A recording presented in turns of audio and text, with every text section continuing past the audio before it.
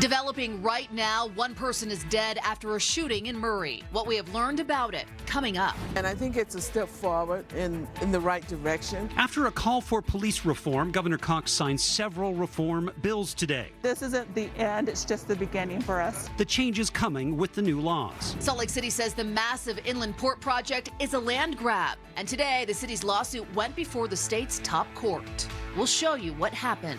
It's been a windy day here across the state. I'm tracking fire warnings, a warm up, and then some more major changes. The timing of our next storm coming up in the forecast. Jumped out of the car, did a quick assessment, and the minivan was on fire. So went to that first. A good Samaritan jumped into action, pulling people out of a burning car. But he wasn't alone. Why he thinks so many jumped in to help. We continue to follow a developing story out of Murray, where one person is dead after a shooting. It happened at 45th South and Main Street. Murray City Police confirmed that one person has died. They have not specified how old the victim was or if it was a man or woman who was killed.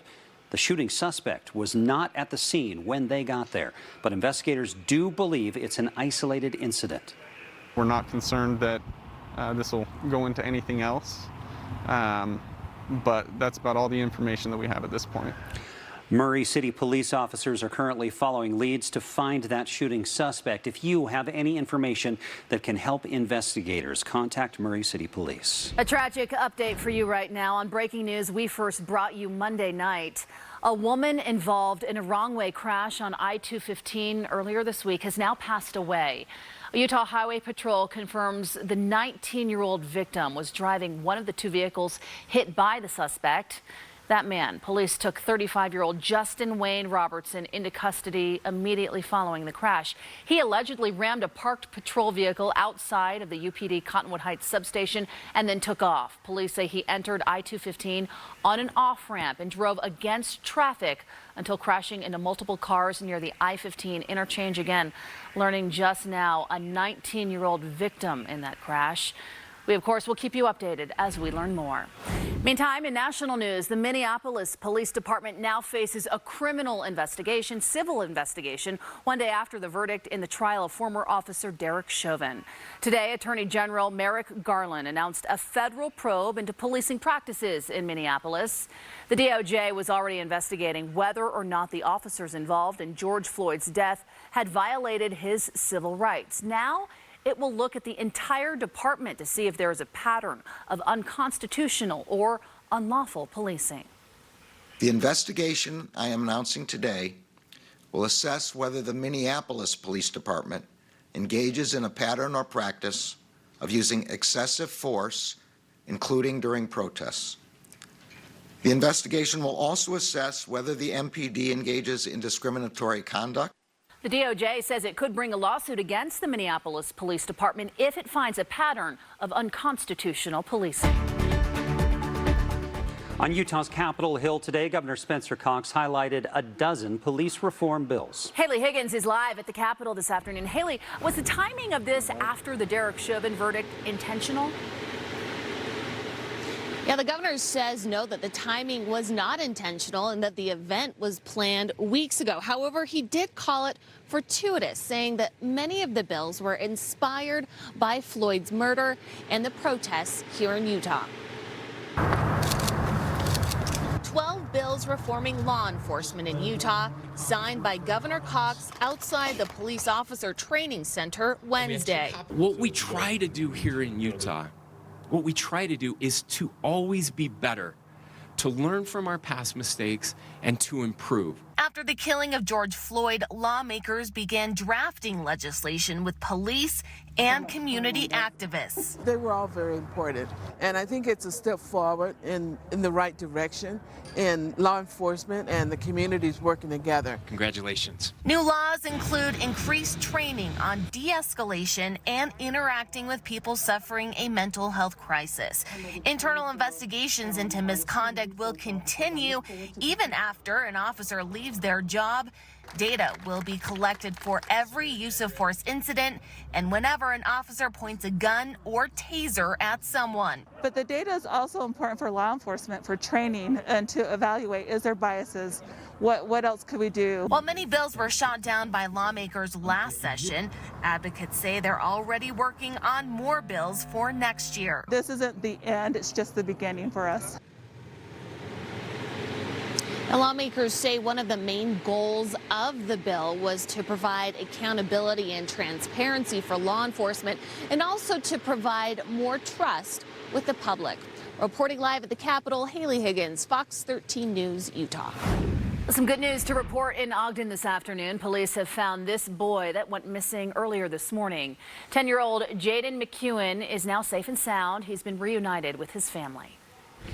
The state's top court is now deliberating the future of the inland port. Salt Lake City's lawsuit over the massive development project was heard before the Utah Supreme Court. Fox 13's Ben Winslow has more. The justices appeared to really scrutinize the state's maneuvers to get the inland port up and running. Salt Lake City has argued it's an illegal land grab.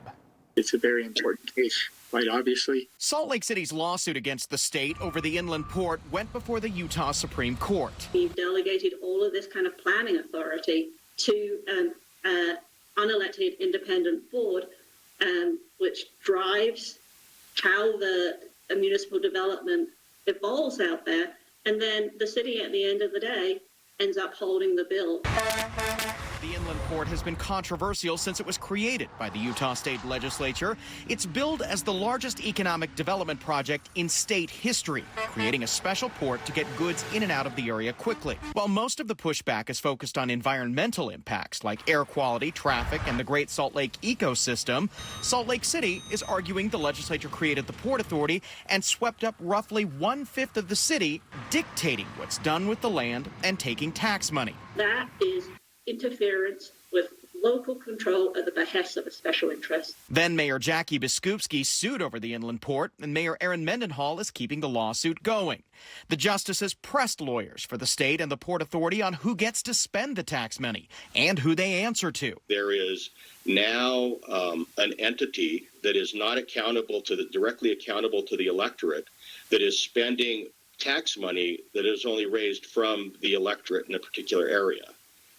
And I will tell you, that is perhaps the most troubling aspect of all of this to me. The justices also want to know why Salt Lake City seems to be the only one under legislative mandates, while satellite port locations in rural Utah aren't. Why is that same analysis not being applied consistently across the state for the development of the inland port?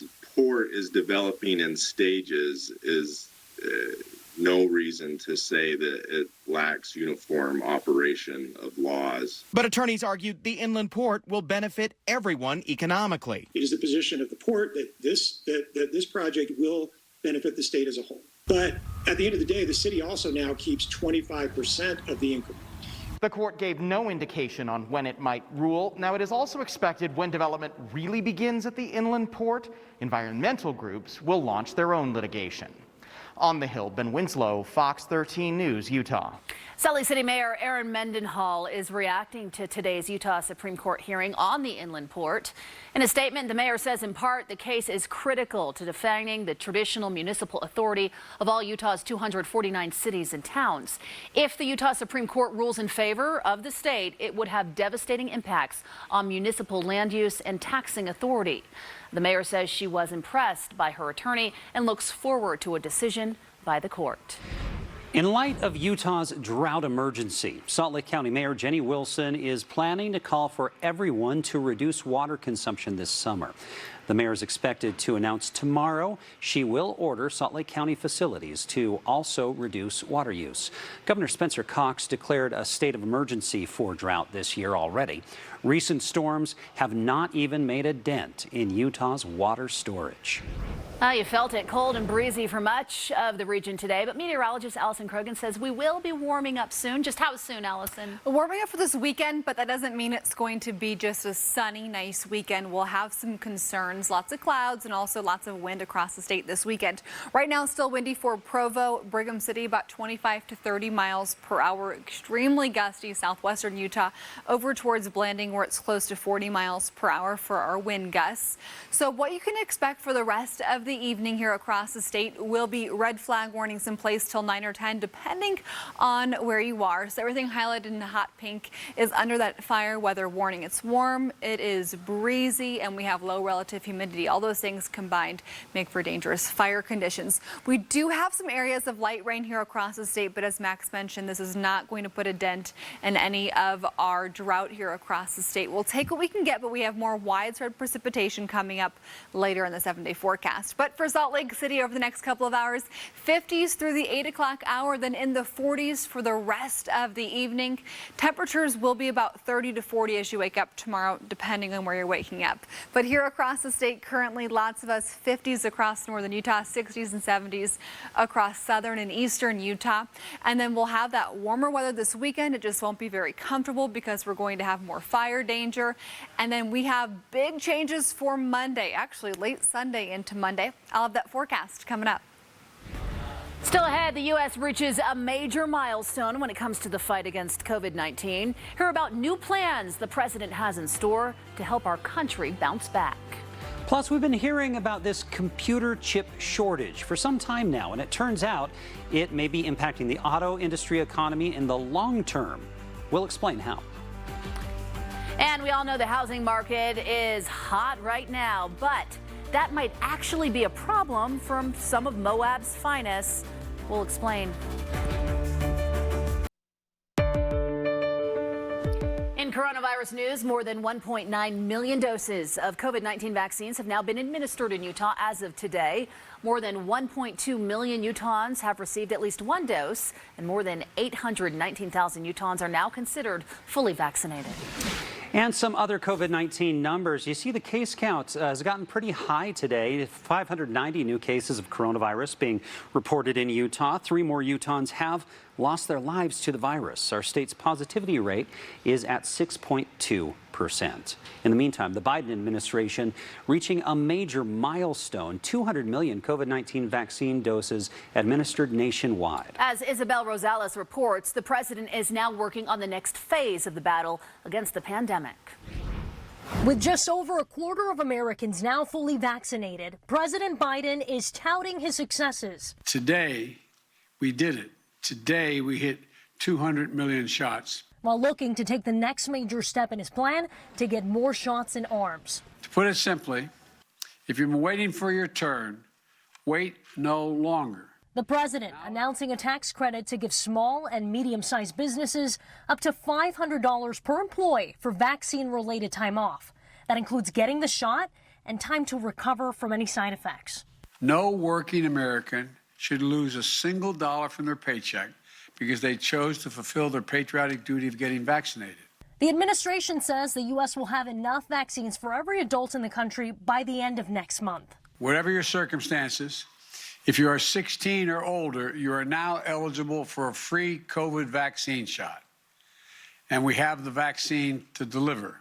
As new case counts slowly decline across the country, CDC Director Rochelle Walensky is warning people. Sunday, we again saw almost 700 deaths in a single day. The U.S. is at risk of losing its recent progress as the variants take advantage of Americans getting lax with safety measures. In Washington, I'm Isabel Rosales reporting. Still to come, Dixie State University is one step closer to getting their name changed. Hear about some of the options the university is considering to rebrand themselves. Plus, some good, some bad news today about the state of Utah's air quality. What an annual report just released is revealing. It's Mattress Firm's semi-annual sale, where you can save up to $300 on our top-rated brands like Sealy. Plus, get a free adjustable base when you spend $6.99 on Sealy. Or get a $300 instant gift with a Tempur-Pedic purchase. Only at Mattress Firm. Chevy is America's fastest growing full-line brand, and people are taking it everywhere. Taking Trailblazer outdoors, confidently taking on new places with Equinox, and taking on more with Silverado. Whatever you do, there's a perfect Chevy to take you anywhere. Current qualified competitive lessees can get this 2021 Blazer for around $249 a month. Or get up to 17% of MSRP cash back on select 2021 models when you purchase.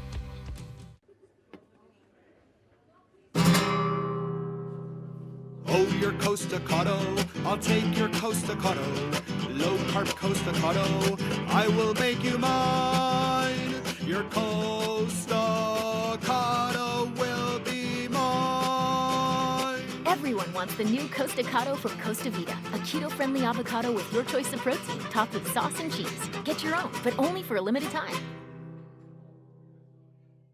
Better sleep means a better you with Mattress Firm's Rest Assured promise. You can try America's best mattress brands like Tempur-Pedic and get a $300 instant gift good towards sleep accessories. Shop your way with a sleep expert for these amazing deals. Only at Mattress Firm, America's #1 Tempur-Pedic retailer.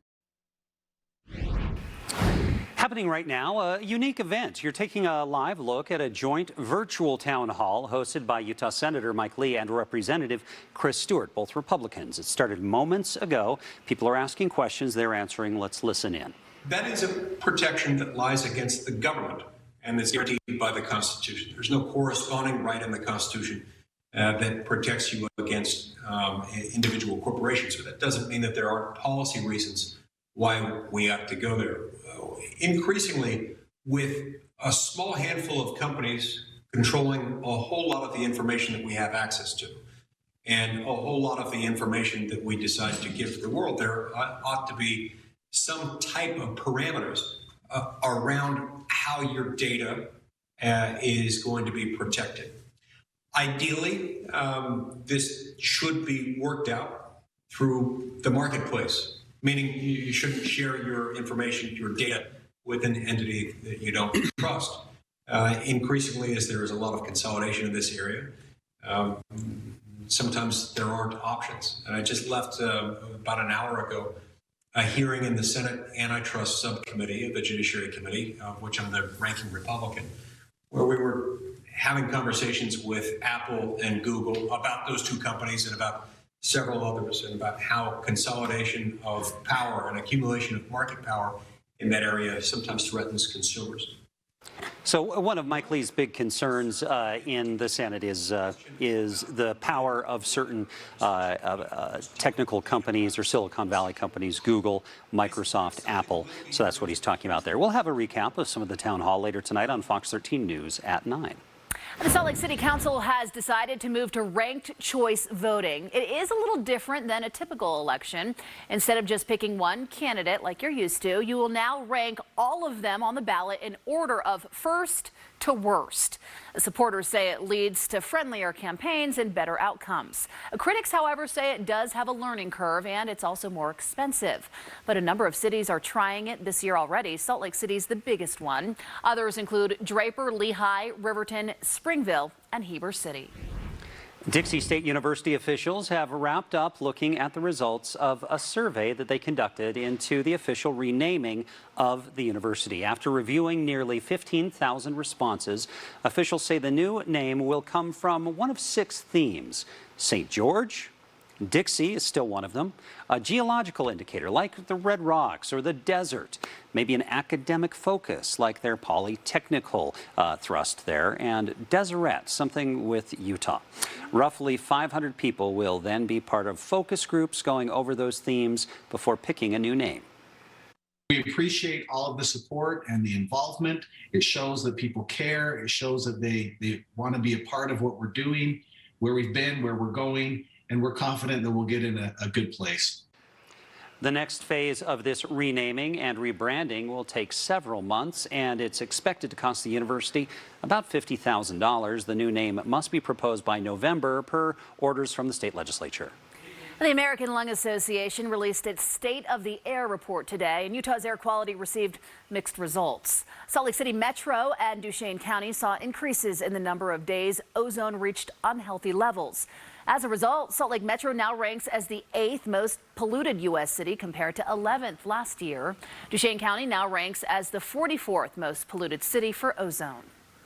It's easy to look around the valley and point the finger at everyone else. We know that the majority of air pollution comes from our individual activities of driving and our homes and businesses, the commercial activities that we experience on a daily basis. Now, on the other hand, the Salt Lake metro area improved its year-round particle pollution levels, moving from number 65 to 105. And that's Salt Lake City's best ever ranking, so a little bit of good news. When it comes to short-term particle matter, however, Salt Lake improved on the list as well. The city of St. George earned a spot on the cleanest cities list for short-term particles. If you'd like a look at the full report, visit fox13now.com. Well, it is a windy day here across the state. You might have that fireplace going if you have a gas fireplace here across northern Utah. Right now, our wind is still gusting Provo about 30 miles per hour. Southern Utah, it's warm. You don't have the fireplace on today, but we do have fire concerns for southern Utah, and our wind will continue gusting through the next couple of hours, but by about 9-10 o'clock tonight, that really dies down. Then this upcoming weekend, Friday into Saturday and Sunday, more wind will impact our state. So especially across central Utah through Friday afternoon. So if you're planning on camping this weekend, you'll be pulling some sort of RV or trailer, or you'll be driving an RV, any high profile vehicles. We could end up with some problems, especially across southern and eastern Utah this upcoming weekend. Satellite and radar here across our state, that wind, the main problem for today is leading to the red flag warnings that are in place. We do have some areas of lighter rain, Richfield along I-70, but no big impacts from this. Areas of hot pink where we have those fire weather warnings until 9 or 10 tonight, depending on where you are. And here for northern Utah, lots of clouds today. We've had tons of wind. We had some strong wind gusts up to about 51 miles per hour at the University of Utah earlier this morning, excuse me. And then along I-80 up towards Evanston, we had some areas of snow. That has moved off of the interstate just north of I-80 right now, up towards Bear River, that precipitation coming down. But Salt Lake, the rest of the evening in the 50s through 8 o'clock. By 9 p.m., 49 degrees. We'll have partly cloudy sky this evening. Temperatures here across the state right now, pretty big differences. Up into Evanston, 23 right now. St. George close to 80. So a wide variety of temperatures here across the state, but the majority of you 50s and 60s currently. Wind is still noticeable, especially Utah County and across southern Utah, but it's much calmer than it was earlier this morning, and we'll have a series of weak storms that impact us on and off over the next couple of days. So scattered showers through the rest of your evening. We'll see a few more clouds heading into late Thursday and into early Friday. So by 5 a.m., chance for a few more light showers here along the Wasatch Front. So just keep the umbrella handy over the next couple of days, and then absolutely make sure that you have it on you late Sunday into the early part of next week. But waking up tomorrow morning, it'll be around 30 to 40 degrees. Highs tomorrow will be around 60, so temperatures start to climb as we get closer to the weekend, the warming trend, but then we'll have more clouds this weekend, and it won't be as comfortable with the wind. Partly cloudy and windy on Saturday for St. George, around 80. Then look at this difference. Temperatures on Monday, a high 59. That is colder than the overnight low Saturday night into Sunday morning. And for the Wasatch Front, we'll also warm up and then cool down. So we're close to 60 to 65 through Sunday. And then by Monday, highs in the upper 40s. Then we're warming back into the 60s by next Wednesday. Coming up later in the hour, we'll talk more about what you can expect for our next storm, our larger storm that impacts us late Sunday. With all of these officers who we've extended offers to and who will be moving to Moab, they're having a very difficult time finding a place to live. A police chief asking his community for help. We'll take a closer look at why officers are struggling to find a place to call home. Coming up. You could tell this was bad. Plus, a man saving people's lives after pulling up to a car caught on fire. How he says he knew what to do.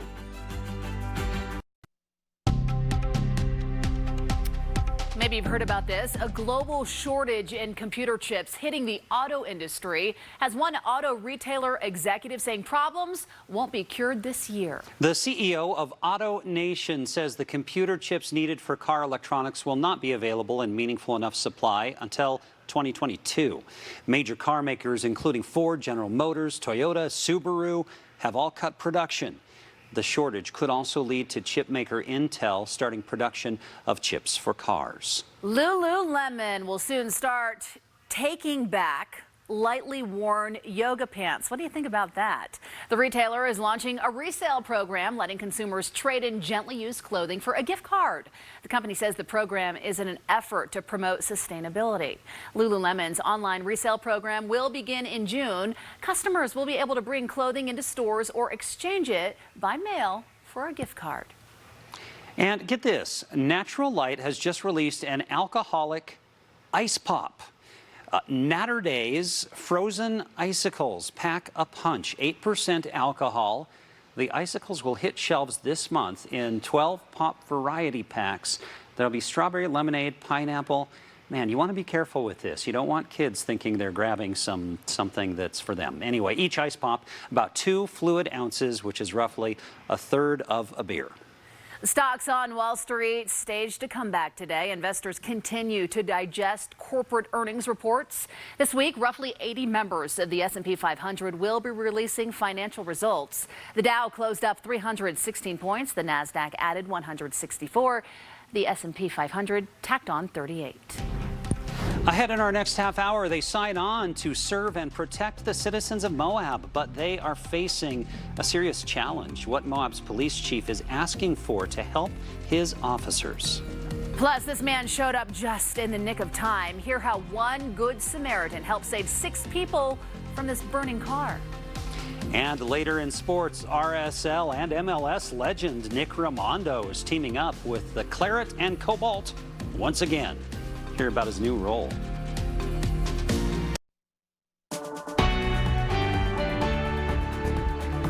Welcome back, everyone. New at 5:30, the police chief in the city of Moab is now asking for help finding housing for some of the department's new hires. As Fox 13's Aaron Cox shows us, it is because the housing market has exploded.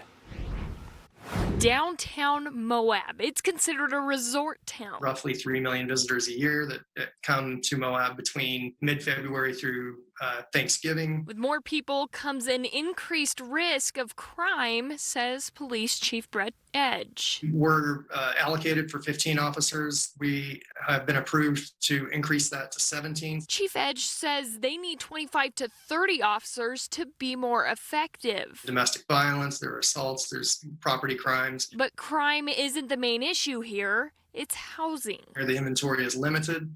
Housing is expensive, whether you're renting or purchasing. A problem Ben Riley and his team at the Housing Authority of Southeastern Utah have been trying to solve. I'm hopeful that we could have at least another 100 to 200 units on the ground in the next year to 2 years. The reason Riley's pushing for housing is because Moab tends to attract developers who are not interested in building homes. The developers that are building condos and hotels. And so that's kind of taken the emphasis away from building single family homes, which is what we really need. Housing with decent prices. It's magnified right now because we are hiring more officers than we usually do. In hopes to provide for the officers taking care of the Moab community. They're community oriented. They're very dedicated. They're very loyal. If you or anyone you know has a house or an apartment to rent or any resources, Chief Edge says to please reach out to their office. We'll put their information on our website, fox13now.com. In Salt Lake City, Aaron Cox, Fox 13 News, Utah. Oh boy, the housing market, as you've probably noticed, is booming across the state of Utah. That's according to the RE/MAX National Housing Report for March. Homes in Salt Lake City were on the market for an average of 16 days. That is the lowest in the country and a 20-day decrease from March of last year. The Iron County School District is now setting the record straight. Masks are required until the end of the school year. That's according to a statement from the district to Fox 13. This comes after one member of the board posted on social media this week that there are exemptions for students to wear masks, which include medical conditions or directives. The board met last night to talk about the current health order. We can't govern on emotions alone. We do have to look at the order and how it is stated, and we do need to be respectful to all the people that have rights under that order. Those on the Iron County Board say they are following the state-approved health order, which includes the exemptions listed on social media, and will get together next week to come up with a clearer plan for their own school district. The American Red Cross is helping families be prepared for house fires with its Sound the Alarm campaign. Every day, 7 people in the U.S. die in a house fire, and the American Red Cross is looking to decrease that number. In just a 20-minute session with the Red Cross, they teach families about how to prevent house fires and what to do if a fire does start. It's been really unfortunate. We've seen a spike in the number of home fires and the number of fatalities lately across Utah and Nevada. And having even one working smoke alarm in your home can double the likelihood of survival. Yep, it makes a difference. The Sound the Alarm campaign runs through May 8th with the goal of educating 100,000 people. For more information on how to schedule an appointment, visit our website, fox13now.com. 6 people injured after a head-on crash in Kane County on Highway 89, about 6 miles south of the Garfield County border. This crash happened yesterday afternoon. Fox 13's Sydney Glenn spoke with a man who helped pull these victims out of their burning cars, potentially saving their lives. Kurt Vollmer was enjoying his afternoon drive. Driving through Kane County and on the little 2 lanes, having a good time, enjoying the view. But soon that view changed. He came upon this scene. And you could tell this was bad. Immediately, he says he jumped into action. They definitely needed help. Vollmer says because where the crash happened is pretty remote, it took about 10 to 15 minutes before troopers and other emergency personnel were able to arrive on scene. He says during that time, several other people besides just himself pulled over, stopped, and helped. Jumped out of the car, did a quick assessment, and the minivan was on fire. So went to that first. The other person went to the other car. Both cars were engulfed in flames, but Vollmer said that didn't stop him. Got the door open, got the seatbelt cut, and just it took a while to ease him out. He was pretty confused, pretty banged up. A couple nurses stopped to help, plus a few others, showing a little glimpse of all the good people out there. A lot of times it takes an emergency to bring out something in someone they didn't even know was there. Vollmer says he has some emergency training, but mostly he stopped because that's who he is. Probably my personality. It's just what I do.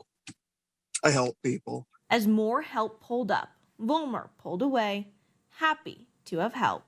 Once everybody was there and everybody was safe, then I just climbed back in my car and headed for my next destination. In Kane County, Sydney Glenn, Fox 13 News, Utah.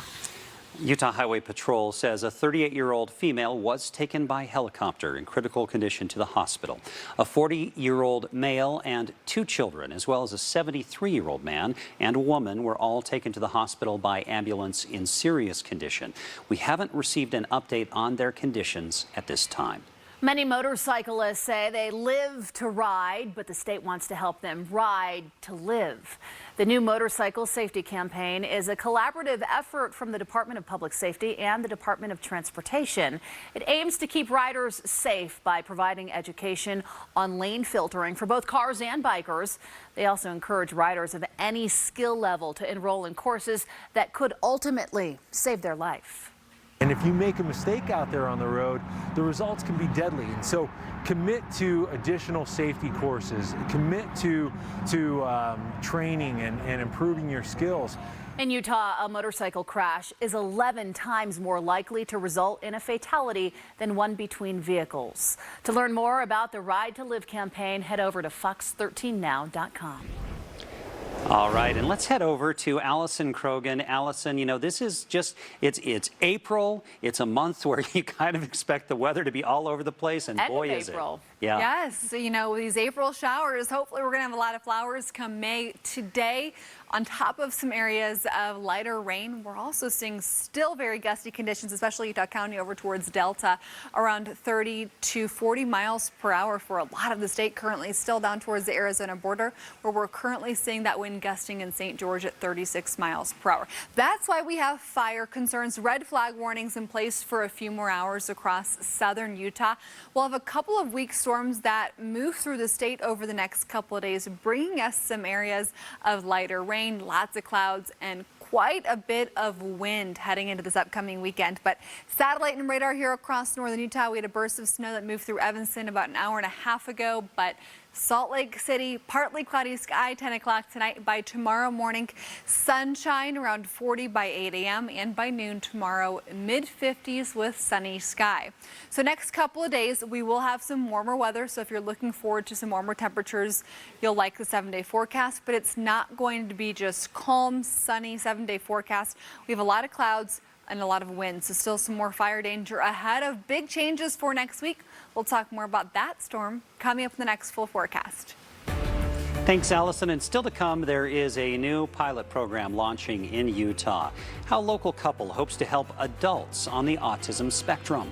Plus, hear how small businesses in our state are getting a helping hand so they can make ends meet. We're back in 60 seconds.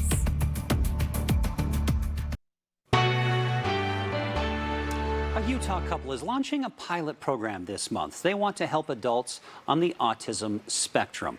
Jalen Prince and her husband Greg have a 31-year-old son with autism. They started the Madison House Autism Foundation, and next week, people across the state can join Zoom conversations to identify the biggest issues within the community and come up with solutions together. One of the problems is there's not enough housing for individuals on the autism spectrum. And the biggest question we have is what is going to happen to my adult child when I'm no longer around? And that usually centers around where are they going to live, and will it be safe, and who will be involved in their lives? And we're trying to help answer those questions. So Prince hopes to have an action plan within the next 3 years. The Utah branch of the American Civil Liberties Union wants to help you understand your rights. In partnership with Mark Miller Subaru, the ACLU of Utah has launched a virtual educational series. They call it Love Your Rights. It expands on their Know Your Rights guides. Yesterday's session, the first of 4, looked at what your rights are if you're stopped by a police officer. It's pretty common to have interactions with police officers. For example, as the United States, we have 5% of the world's population, but we have 25% of the world's incarcerated population. We incarcerate more people than any other country in the world. Now, this series will continue in June, and it will cover the right to protest. If you'd like more information, you can find a link over at our website, fox13now.com. Up next, there's help on the way for small businesses struggling to stay afloat. Hear about a program that just opened up this week that has millions of dollars in grant money to give. Coming up in sports, the Jazz will tell us how they can win without Donovan Mitchell. Weaver State football, battle tested for the playoffs. And the Wall of the Wasatch back with Real Salt Lake. I'll tell you about Nick Ramondo's new job with RSL. So just into the Fox 13 newsroom, the woman you see here, a sex therapist, has been excommunicated from the Church of Jesus Christ of Latter-day Saints.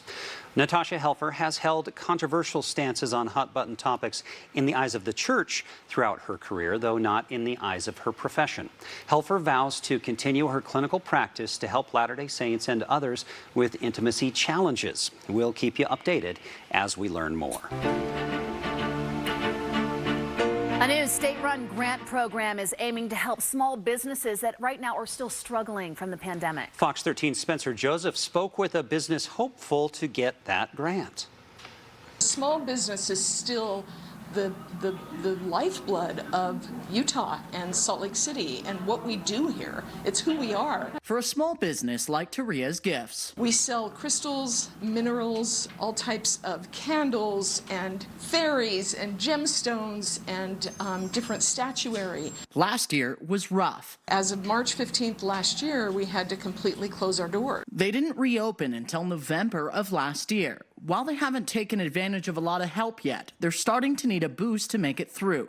So when co-owner Stephanie Pappas heard about a new grant program, she immediately applied. So this particular grant that I heard about this morning from my good friend Michelle Crigliano would be so beneficial to us. Those local Main Street businesses that really got hammered, and that's who we're trying to support. It's called the 2021 Impacted Small Business Catalyst Grant Program. The purpose of the grant is to help get support from the state of Utah for those businesses most impacted by the pandemic. And Dan Hemmert, the director of the Governor's Office of Economic Development, knows how tough it can be. prior to taking this role for the past 6 years, I've been a small business owner and operator.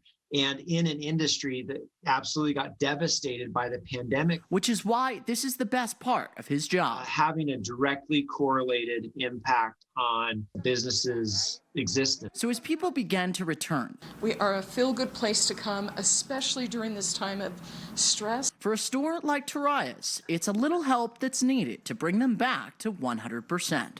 We have to come together as a community and as a family, really, to continue being the lifeblood that this city is really built on. Spencer Joseph, Fox 13 News, Utah.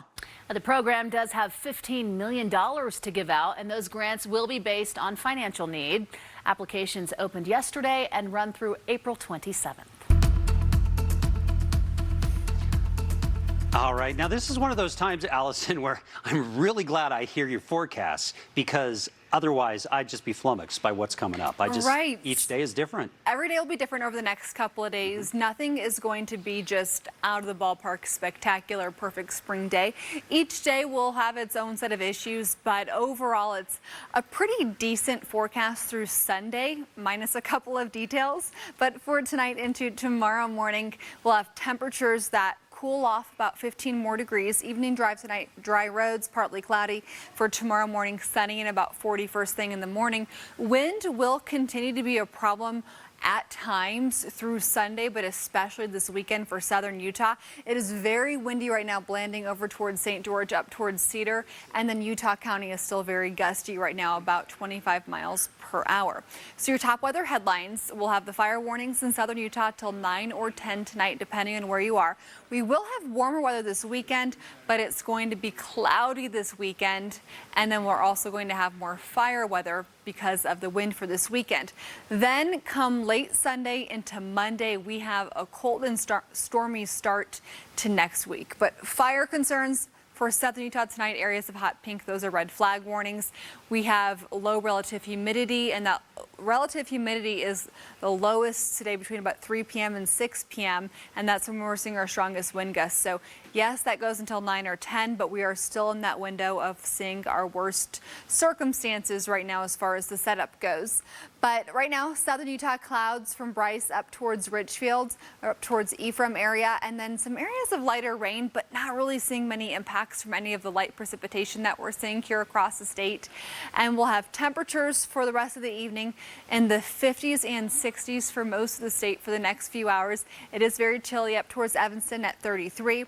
But for Futurecast, we will continue with clouds moving through and areas of light rain. A couple of very weak storms at times over the next couple of days. So Friday morning, first thing in the morning, could see some areas of light rain that move through. Then clouds for this weekend. And then what has changed for the timing of our storm for Monday is we're actually going to bring it in a little bit quicker than originally anticipated. Right now, forecast models have this rain starting to move into the region by late Sunday night. So if you're planning on driving back, coming back late in the evening, something to keep in mind, could see some impacts there. We're going to have much colder temperatures as this front moves through on Saturday, and we could see some impacts from that precipitation early next week, but then that is out of here by Wednesday.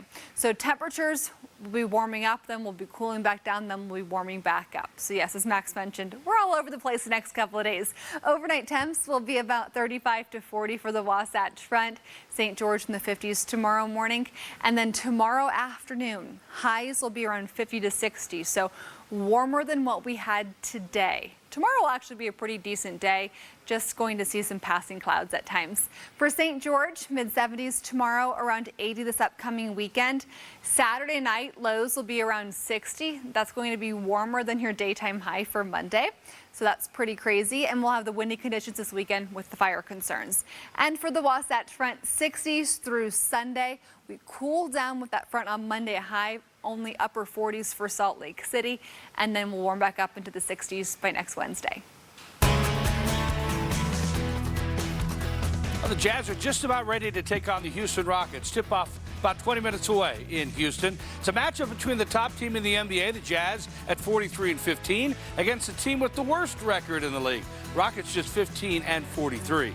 Jazz will be without their leading scorer again, Donovan Mitchell, after he injured his ankle last week against the Pacers. But The Jazz feel like they have other players who can step it up, like Mike Conley and Jordan Clarkson, to fill in for Mitchell while he's out, if they continue to play the type of team basketball that has them on top of the standings. That's who we are when we have Donovan. You know, I mean, that's who our team is. It can be different guys at different times. Obviously, Donovan's that guy a lot of times, but he's had plenty of games where, you know, he's had high assist games. Different guys are getting shots. You know, we're just trying to take what the defense gives us, and that requires us to be connected. And that's what we want. You know, no matter who's on the court, no guy's going to play 48 minutes. So that's who we are, you know, collectively. We have a lot of talent, you know, and it's definitely a blessing for our team. Obviously, Donovan is a unique player, but even when he's out, you know, we got guys that are able to create and do things for this team. Nick Ramondo's back with Real Salt Lake. The Major League Soccer legend will be the goalkeeping coach for RSL Academy and work with the Real Monarchs and RSL to aid in the development of the goalkeepers. And he will serve as an official ambassador to the club. Ramondo is the MLS's all-time leader in games played, wins, saves, and shutouts. Weber State started off the season with a blowout win over Idaho State, but the final 4 games were all super close. The Wildcats won them all, but they were all decided by 5 points or less. They looked good good and bad at that situation heading into Saturday's playoff game against Southern Illinois.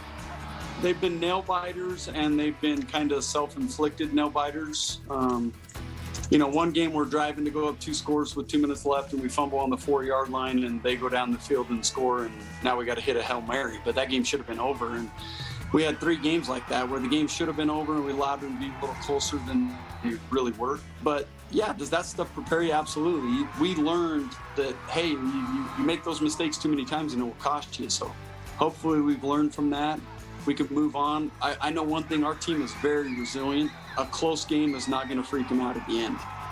And it could be a close one again on Saturday. We'll be right back. All right, you are looking from our Oquirrh Mountain camera at downtown Salt Lake City. You know what? It may be a little chilly, might be a little windy, but man, it's good to have air that you can just see so clearly all the way from the top of the mountains to downtown. It's a beautiful shot. Thanks everyone for being with us. We hope you have a great evening. And we hope you come back for Fox 13 News at 9. Thanks for watching.